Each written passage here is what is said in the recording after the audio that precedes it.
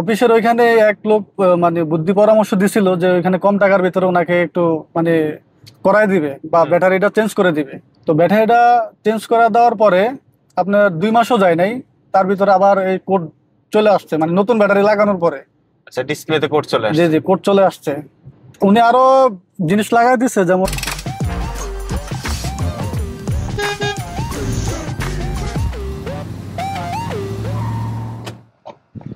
আসসালামু আলাইকুম সবাইকে। খুব সুন্দর একটা পরিবেশে আজকে এই গাড়িটার বিষয়ে কথা বলবো। বাংলাদেশে যারা হাইব্রিড গাড়িগুলো ইউজ করেন, শুধু এক্সিও যে তা না, যে কোনো হাইব্রিড গাড়িগুলো যারা ইউজ করেন তাদের কিভাবে আসলে গাড়িগুলো মেনটেনেন্স করবেন, কিভাবে মেনটেনেন্স করলে গাড়িগুলো ভালো থাকবে এবং এই গাড়িটার কি সমস্যা ছিল, এই বিষয়গুলো নিয়ে কথা বলবো।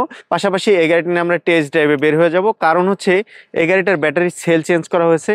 ব্যাটারি সেল চেঞ্জ করার পরে গাড়িটা কেমন পারফরমেন্স পাওয়া যাবে এবং গাড়িটা ভালো থাকবে কিনা, এই বিষয়গুলো নিয়ে আমরা টেস্ট ড্রাইভে আলোচনা করব।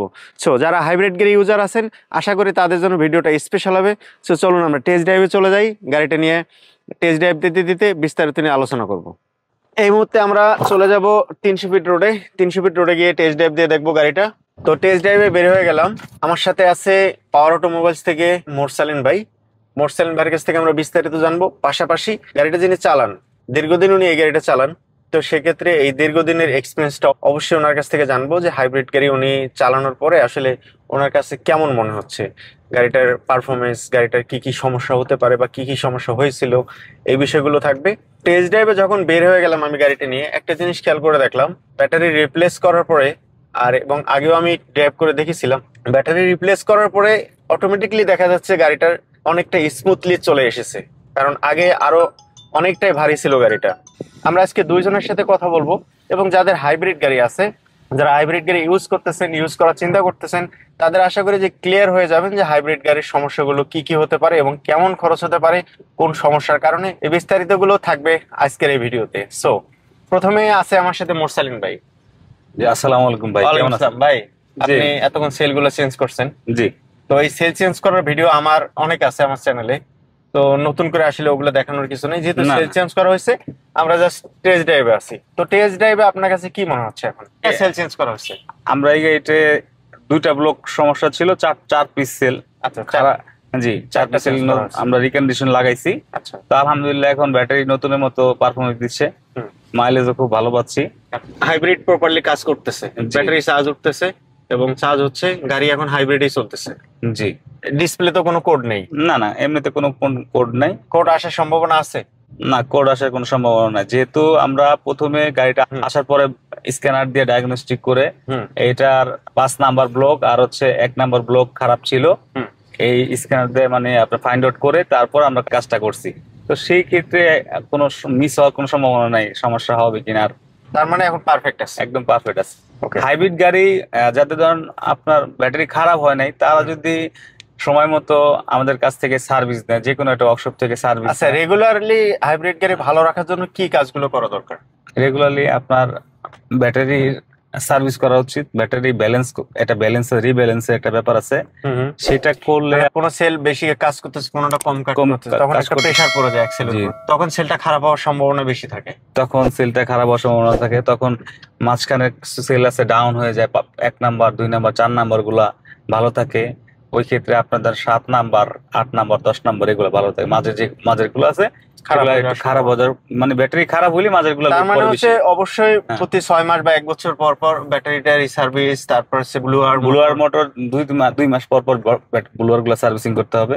আচ্ছা, আর 1 বছর পর পর ব্যাটারি গুলা যদি আপনি ব্যালেন্স করে নিলে, তারপর হচ্ছে কিছু গাড়ি আছে স্কয়ার নোয়া, এই গাড়িগুলোর ক্ষেত্রে কার্পেটিং এর ক্ষেত্রে, জি ওখানে একটা মেজর একটা ব্যাপার আছে, কার্পেটিং করে অনেক আনারি লোক আছে যেগুলা ব্যাটারিটাকে ঢেকে দিলে বাতাসগুলা বের হইতে পারে না, তখন ব্যাটারিটা হিট হয়ে ব্যাটারি খুব দ্রুত নষ্ট হয়ে যায়। আর পাশাপাশি হাইব্রিড গাড়ি যে সমস্যাগুলো থাকে সেটার মধ্যে হচ্ছে ব্লুয়ার মোটর তো নষ্ট হয় না, জ্যাম হয়ে যায়, ময়লা হয়ে পাতাগুলোতে আপনার অনেক জ্যাম হয়ে যায়। তার মানে হচ্ছে ব্লুয়ার মোটর ক্লিন রাখতে হবে, তারপর হচ্ছে আপনার ব্যাটারিটা নিয়মিত সার্ভিস করতে হবে। আর এখানে ব্রেকের যে ব্যাপারটা, ব্রেক অয়েলটা আছে, এটা আপনার মাঝে মধ্যে টেস্ট করে নিতে হবে, ব্রেক অয়েলটা কি খারাপ আছে কিনা। হ্যাঁ, যে ব্রেক অয়েলের ভিতরে পানির পরিমাণ বেশি চলে আসলে ব্রেক অয়েলটা, নতুন ব্রেক অয়েল নিয়ে নিলে তখন ব্রেক বুশা ডাউন অনেক দিন চলে যাবে। সেগুলো হচ্ছে রেগুলার কাজ। রেগুলার কাজ। অনেক মানুষ চিন্তা করে যে আমার গাড়িতে কোনো সমস্যা নাই, আমি কেন ওয়ার্কশপে যাব। এটা ভালো একটা ওয়ার্কশপে যে মাঝে মধ্যে চেক আপ করে নিলে ওনাদের গাড়ি ভালো থাকবে। আচ্ছা, মালটা অনেকদিন লাস্টিং করবে, ব্যাটারি হোক আর ব্রেক বুস্টার হোক, যেটাই হোক, এগুলো চেক আপ করে নিলে, নিয়মিত চেক আপ করলে গাড়িটা ভালো থাকে। আমরা এই মুহূর্তে 300 ফুটে আছি গাড়িটা নিয়ে টেস্ট ড্রাইভে। আর এর মাঝখানে আমি একজনের সাথে কথা বলবো যিনি গাড়িটা নিয়ে এসেছেন, ব্যাটারি সেল চেঞ্জ করার জন্য যিনি গাড়িটা নিয়ে এসেছেন, ওনার সাথে একটু কথা বলি। যখন ব্যাটারি সেলগুলো খারাপ হয়েছিল তখন গাড়ির কি ধরনের সমস্যাগুলো হয়েছিল এবং কিভাবে আসা মুরসালিন ভাইয়ের ওয়ার্কশপে। গাড়িতে যিনি বসা আছে আমার সামনেই, ভাই কেমন আছেন আপনি? আছি আছি, ভালোই আছে। আসসালামু আলাইকুম। ওয়ালাইকুম আসসালাম। গাড়িটা তো আপনি ড্রাইভ করেছিলেন, জি জি। তো ড্রাইভ করার ক্ষেত্রে কি ধরনের সমস্যাগুলো ফেস করছেন যখন আপনার ব্যাটারি সেল খারাপ হয়ে গেছে? আমি তো মূলত মুরসালিন ভাইয়ের কাছে আগে গাড়ি কাজ করাইতাম, আর 1 বছর আগে। আচ্ছা 1 বছর আগে ওনার কাছে কাজ করানোর পরে উনি যখন কাজ করাই দিছিল মোটামুটি গাড়ি তখন ভালোই ছিল। আচ্ছা, কতদিন ভালো চলছে? ভালো 6 মাসের মতো চলছে। তারপরে উনি যখন সেলগুলো পাল্টাই দিছিল, কে সেল চেঞ্জ? এই যে মুরসালিন ভাই, আচ্ছা পরে ব্যাটারি সমস্যা দেওয়াতে তো স্যারের অফিসের ওইখানে এক লোক মানে বুদ্ধি পরামর্শ দিছিল যে ওইখানে কম টাকার ভিতরে ওনাকে একটু মানে করাই দিবে বা ব্যাটারিটা চেঞ্জ করে দিবে। তো ব্যাটারিটা চেঞ্জ করে দেওয়ার পরে আপনার 2 মাসও যায় নাই, তার ভিতরে আবার এই কোড চলে আসছে, মানে নতুন ব্যাটারি লাগানোর পরে। আচ্ছা, ডিসপ্লেতে কোড চলে জি আসছে। জি, কোড চলে আসছে। উনি আরো জিনিস লাগাই দিছে, যেমন এই যে ব্রেক বুস্টার, তারপর আর আমাদের অন্যান্য কাজগুলো করছে। জি জি, প্রায় অনেক জিনিসে লাগানো হয়েছে, মানে একটা জিনিসও ভালো হয় নাই, মানে আচ্ছা প্রত্যেকটা জিনিসের সমস্যা ছিল, আচ্ছা, তারপর? এখনো আছে। তো যাই হোক, এখন আবার আমার স্যার বলতেছে যে মুরসালিন ভাইকে একটু তুমি কল দাও। আমি কল দেবো না, যেহেতু 1 বছর আগে তার কাছে কাজ কাম করাইছি, আমি আবার অন্য জায়গায় চলে গেছি, আমি মানে তার কাছে কল দিতে একটু মানে ফিল করতেছি আর কি। আচ্ছা, তো যাই হোক, পরে আমি মুরসালিন ভাইরে জানাইলাম যে ভাই আমার গাড়ির তো মানে আবারও সমস্যা হয়েছে, আপনি একটু এসে দেখা যান। আচ্ছা, তো পরে ভাই আসছে আমার গাড়ি 12 নম্বর মিরপুর, জি উনি আমার বাসায় গেছে, যাইয়া উনি স্ক্যানার কইরা বললো যে গাড়ির ব্যাটারি 4টা সেল খারাপ আছে, আপনি আমার গ্যারেজে নিয়ে আসেন গাড়িটা। আচ্ছা। পরে আমি আজকে সকালবেলা নিয়ে আসলাম গ্যারেজে। তারপরে ওই যে উনি 4টা সেল লাগাইলো, লাগানোর পরে এখন টেস্ট ড্রাইভ চলতেছে। এখন আমরা টেস্ট ড্রাইভে আছি। জি জি। যখন মানে হাইব্রিডে ভালো চলতেছে না, তখন কি কি সমস্যাগুলো ফেস করলেন যে এই সমস্যা হচ্ছে?